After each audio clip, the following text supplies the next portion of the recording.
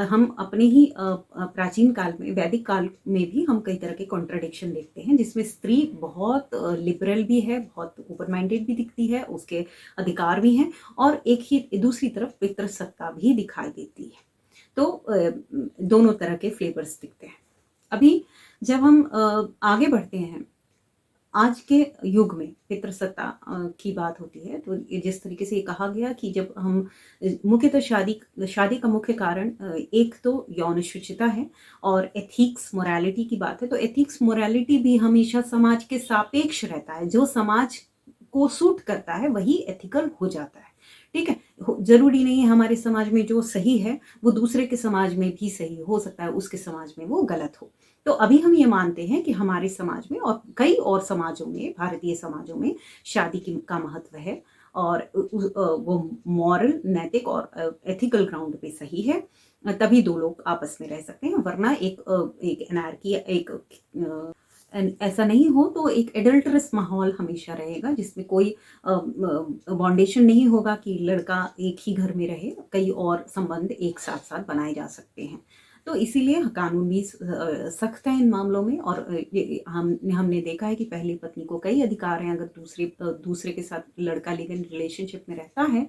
तो पहली पत्नी को अगर डिवोर्स नहीं दिया है तो लिव इन रिलेशनशिप मान्य नहीं होगा जब तक कि बच्चा नहीं होता। अगर बच्चा हो जाता है तो बच्चे को पूरे अधिकार दिए जाएंगे, जैसे कि पहली पत्नी से जो बच्चे हुए हैं उनको दिए गए हैं। एक विमर्श का विषय है कि लड़के पहली बात तो क्या सोचकर ऐसे संबंधों में जाते हैं, क्योंकि मुख्यतः ये देखा गया है कि लड़कों की तरफ से दहेज, अपनी जाति, ऊंची नीची जाति वाला जो अप्रोच है वो हमेशा रहता ही है परिवार की तरफ से। तो कभी भी लड़का इतना रिबेलियस नहीं होता कि परिवार के सारे नियम कानून छोड़कर वो लड़की के साथ लिव इन में है और फिर बाद में अंततः शादी कर लेगा। लिव इन मुख्यतः इसी तरीके से होता है कि हम एक दूसरे को जानने के लिए साथ साथ रह रहे हैं, और जब एक दूसरे की कंपैटिबिलिटी हम समझ लेंगे, जान लेंगे, या बढ़ जाएगी कंपैटिबिलिटी, तो हम एक उसका जो अल्टीमेट गोल है वो शादी ही है, साथ साथ रहना। ठीक है, लेकिन इसमें परेशानी ये है कि जब कुछ ही वर्षों के बाद यह रियलाइज होता है कि हम दोनों एक साथ नहीं रह सकते, या हम दोनों एक साथ एक दूसरे के लिए नहीं बने हुए हैं, और एक उसमें वर्कआउट करता है, मुख्यतः लड़के को ही लोग कल्प्रिट मानते हैं। वैसी स्थिति में जो लड़का है उस पर सारे कानूनी दांव पेच लगाए जा सकते हैं। जैसे अभी जो लेटेस्ट केस है उसमें रेप का केस लगाया गया है। तो जाहिर है कि ट्रोल्स जो उसके सपोर्टर हैं, जिन्हें ट्रोल्स कहा जा रहा है, वो सपोर्ट करने वाले के भी सवाल हैं, उन सवालों का जवाब आपको देना पड़ेगा। दूसरी बात है कि लड़की का पक्ष, लड़की जो जिस यातना से गुजर रही है, जो 7 साल रही है किसी लड़की के साथ, तो वो एक इमोशनल अटैचमेंट है, वो एक पूर्णतः शादीशुदा कपल की तरह उसका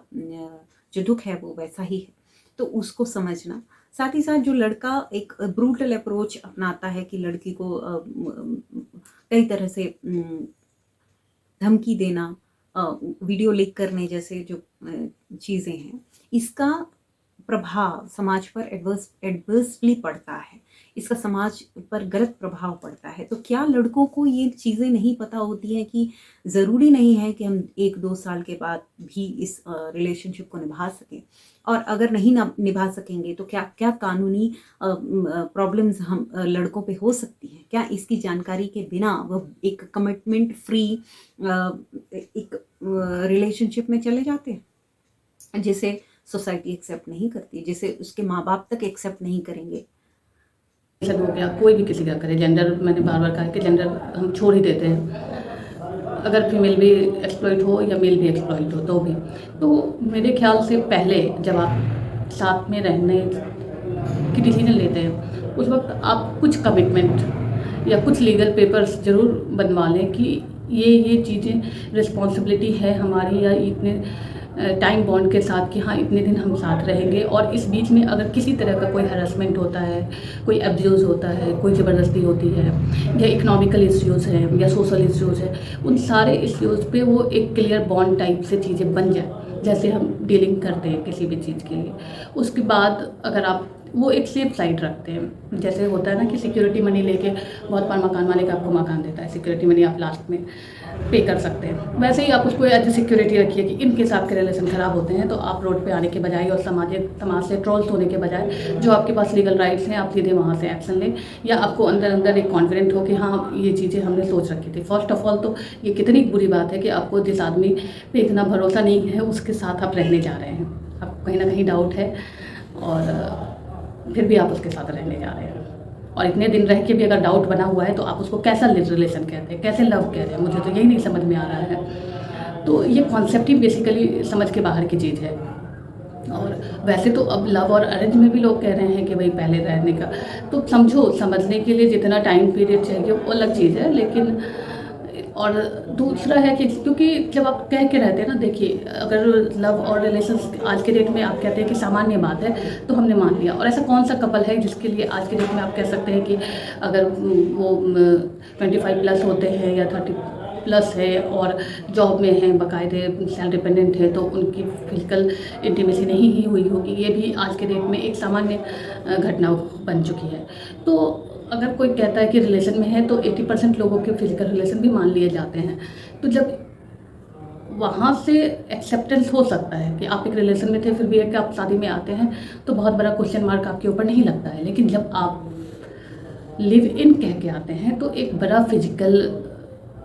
का एक देखते ही स्टिग्मा आपके ऊपर लोग बायस्ड हो जाते हैं कि अच्छा लिव इन मतलब उसके साथ दिन रात हस्बैंड वाइफ की तरह रह गया, दैट मीन्स कि जस्ट लाइक ए डिवोर्सी, और इस तरह से समाज आपको ट्रीट करेगा। आपकी शादी में वही सारी समस्याएं आ सकती हैं। कोई भी अगर लड़का लिव इन में खुद नहीं रहा है तो वो आपको जज करेगा ही करेगा, समाज आपको जज करेगा, उसका परिवार जज करेगा, और आप उसको रोक भी नहीं सकते। यही चीज़ें मैंने कहा ना कि आप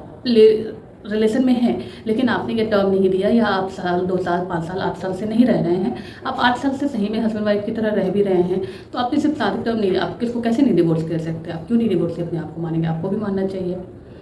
तो समाज के परिप्रेक्ष्य में देखने पे आप वहाँ से कहीं से भी वो ओहदा फिर से हासिल नहीं कर सकते। दोनों पक्ष के लिए है कि हालांकि हमारा समाज हमेशा से पुरुषों के लिए इन मामले में खास करके थोड़ा सा लिबरल रहा है, तो वहाँ थोड़ी सी उनको सुविधा मिल सकती है, लेकिन ऐसा नहीं है कि उनको बिल्कुल छोड़ दिया जाएगा या फिर उनको लोग आसानी से स्वीकार कर लेंगे। पीठ पीछे ही बोले, लेकिन ये दिमाग में ज़रूर बात रहेगी कि लिव इन से आए हैं तो इन्होंने ऐसा ऐसा किया होगा, और फिर ये एक तरह से दूसरी शादी की तरह चीज़ हो गई। तो बेसिकली कहने का मतलब वही है कि जो चीज़ें समाज में स्वीकृत करवाने से भी मुझे कोई दिक्कत नहीं है, बशर्ते वो समाज की भलाई के लिए हो, और इसमें भलाई जैसी चीज़ नहीं दिख रही है। साथ रहना और समझना कोई कॉन्सेप्ट नहीं है। समझने के लिए आस पड़ोस और दुनिया जहान सब उसका, अगर कोई बच्चा भरा हो रहा है और उसके घर परिवार पड़ोस सारे आपको बता देंगे। तो पहले के ज़माने में जो शादियाँ होती थी वो आस पड़ोस से पूछ के, उसके रिश्तेदारों से पूछ के, ऐसे भी उस समय भी ठगी होती थी, एक आध किस्से होते थे। लेकिन आप जब खुद से चूज कर रहे हैं तो अपने आँख कान खुले रखिए ताकि आपको एक भरोसेमंद साथी हो। और ख़ास करके अगर पुरुषों की बात है तो वो एक लाइबिलिटी ऐसी लेना भी नहीं चाहते हैं, और ज़्यादातर जो लाइबिलिटी फ्री रहना चाहेगा वही इस चीज़ को एक्सेप्ट कर रहा है। तो अगर कोई पुरुष लिव इन की बात कर रहा है तो सीधा साधा मुद्दा है कि अभी वो शादी के मूड में नहीं है और थोड़ा टाइम उसको चाहिए और वो बाद में डिसाइड करेगा। तो जो भी जिम्मेदारी से भागने वाले लोग हैं, सबसे पहले तो लिव इन का कॉन्सेप्ट ही उन्हीं के लिए है जो जिम्मेदारी से भागना चाहते हैं, और या फिर इलीगल समाज के हिस्से हैं जिनको लीगलाइज एक टर्म चाहिए। तो यहाँ पे उन लोगों को बहुत सी समस्याएं बाद में भी हो सकती, पहले भी हो सकती हैं, और इसका कोई सॉल्यूशन बहुत बड़ा ना आना है, ना इससे बड़ी क्रांति आ जानी है कि आप पूरा समाज कह रहा है कि ठीक है पड़ोस में कोई लिव इन रह रहा है, कोई बात नहीं है, पहले वो छोड़ के चल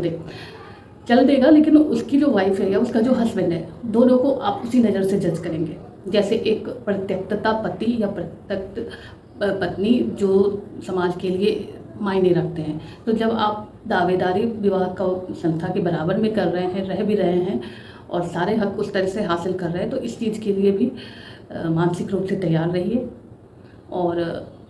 जिम्मेदारी से भागने वाले लोग ज़्यादातर इस चीज़ को एक्सेप्ट कर रहे हैं, या फिर आज के डेट में कहते हैं जैसे अब यूपीएससी एस्पिरेंट हो गए, बहुत ज़्यादा टाइम लग रहा है तो तब तक। और उसके अपोज में भी ट्रोल्स ने कहा कि जो लोग ऐसा कर रहे हैं उनको